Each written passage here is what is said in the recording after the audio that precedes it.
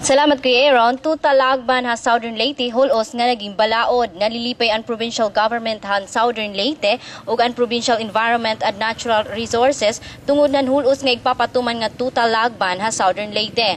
Mahinunumduman nga ginpirmahan ni Pangulong Gloria Macapagal Arroyo didahan Nobyembre 13, 2009 ang Republic Act No. 9773 nga nagpahimugsuhan tutalagban hini nga probinsya kumo usa nga balaod.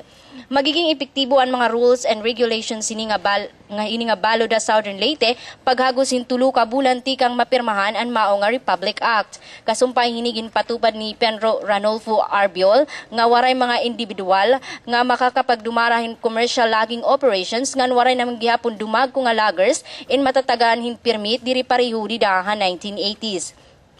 Ginaagat gihapon ni Arbiol ang mga katawhan sa probinsya ang Southern Leyte nga makiusahan ira ungara nga protektaran ang kagurangan han ira probinsya kontra hiton mga abusado nga illegal loggers. Para din ya DYMS Action Radio, ini Hele Defay. Back to you, Kuya Aaron.